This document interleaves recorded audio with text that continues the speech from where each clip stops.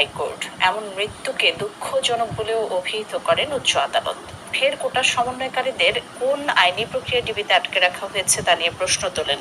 এ সময় পুলিশের গুলি বন্ধে রিটের শুনানিতে শুরু হয় হট্টগোল, যার জেরে এজলাস ছেড়ে যান দুজন বিচারপতি। 6 কোটা সমন্বয়ককে ফেরত ও পুলিশের সরাসরি গুলি বন্ধ চেয়ে করা রিটের আদেশ হাইকোর্টের দেওয়ার কথা ছিল মঙ্গলবার, কিন্তু সেই শুনানি ঘিরে হট্টগোল বেঁধে যাওয়ায় প্রায় 2 ঘন্টা পরেও আদেশ দিতে পারেননি উচ্চ আদালত। শুনানি শুরুতেই হাইকোর্ট বলেন, গেল কদিনের মৃত্যুর যে ঘটনা ঘটেছে তা দুঃখজনক। এতে লজ্জিত আদালত। কেউই সাংবিধানিক দায়িত্ব সঠিকভাবে পালন করছে না। হাইকোর্টের মন্তব্য, পুলিশের আচরণ কেমন হবে তা পরিষ্কারভাবে সিআরপিসিতে উল্লেখ আছে।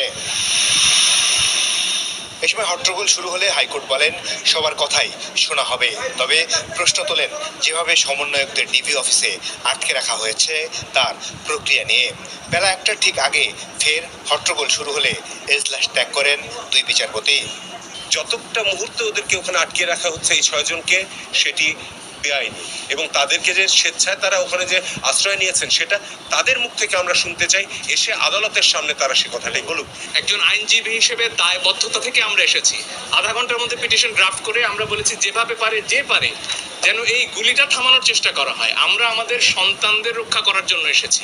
এখানে বিভিন্ন ধরনের ব্যক্তিগত আক্রমণ আমাদের শুনতে হয়েছে আদালতের মধ্যে। আমরা সবাই এখানে এসেছি প্রথমত নাগরিক হিসেবে, দ্বিতীয়ত এই আদালতের আইনজীবী হিসেবে।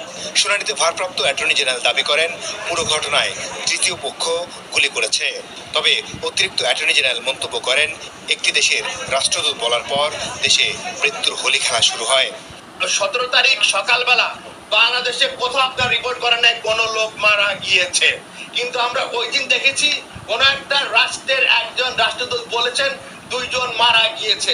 তারপর দিন থেকে আমরা দেখলাম মৃত্যুর হোলি খেলা শুরু হলো। সরকার বলছে যে 150 মারা গেছে। এই 150 যেটা মারা গেছে তারা তৃতীয় পক্ষের গুলিতেও হতে পারে। বুধবার রিটের শুনানি শেষে আদেশ দেবেন হাইকোর্ট। গেল কদিনের সহিংসতা নিয়ে টানা শুনানি হচ্ছে হাইকোর্টের এই বেঞ্চে।